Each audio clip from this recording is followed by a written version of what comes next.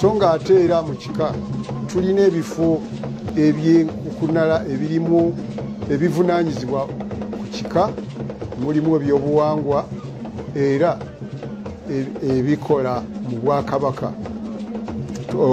Omulimu omukulu gw'Obwakabona tugukola kuba gukwata butereevu ku Bwakabaka, tugukola nga tugukolera ku nsozi Tonda e Butonda. Waliwo Tonda ne Butonda kiri mu Kyaggwe, ensozi ziri mu Kyaggwe. Abakurisitaayo bakubiriziddwa okwekuuma obulwadde bwa Ebola kubanga gye buli ate nga n'okutabuta. Byogeddwa omulabirizi w'obulabirizi w'Emityana James Bukomeko Ssaalongo kubajagulizza emyaka 45 egy'obulabirizi nga eno gy'asinzidde bw'atyo ne yennyamira olwa bannaabwe abatasobodde nno kubeegattako okuva e Mubende ne Kasanda olw'okuba bano bali ku muggalo. Ebikujjuko ebisembayo eby'okujaguza emyaka 45 egy'obulabirizi bw'Emityana gigweredde mu nnako olw'Abakurisitaayo abangi ababadde mu ntegeka okuva mu bitundu by'e Kasanda ne Mubende okulemererwa okugyettabako olw'omuggalo. Omulabirizi w'Emityana Dr. James Bukomeko Ssaalongo asinzidde no n'asaba abantu beekuume obulwadde buno, n'asaba ne gavumenti okuvaayo okulambika n'okuyamba abantu abatandise okukosebwa omuggalo. Ebyokulya, ebyokunywa n'ebirala byonna ebyobulamu ebibayamba mu bulamu obwa bulijjo. Olwekyo nno wabeerewo enteekateeka okuyamba abantu okumala Sande zino 3 nnene nnyo.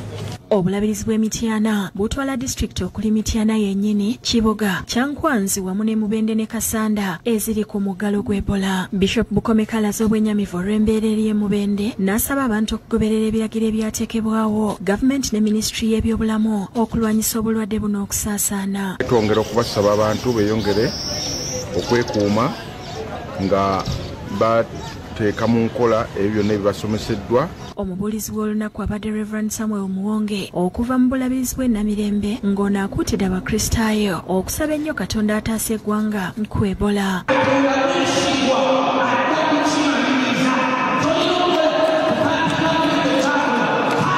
Omukolo gwetabiddwako Abakurisitaayo ab'enjawulo abawaddeyo ebintu eby'enjawulo. Bannaffe bonna abali mu byenjigiriza bateeke nnyo amaanyi mu byalo religious values. Naye nga twasobola okuyita mu COVID okusobola okuba nga twakiyitamu ekirwadde ne kigenda, tusaba Katonda n'ekyo ajja tutuyamba tukiyitemu, twongera okubagumya.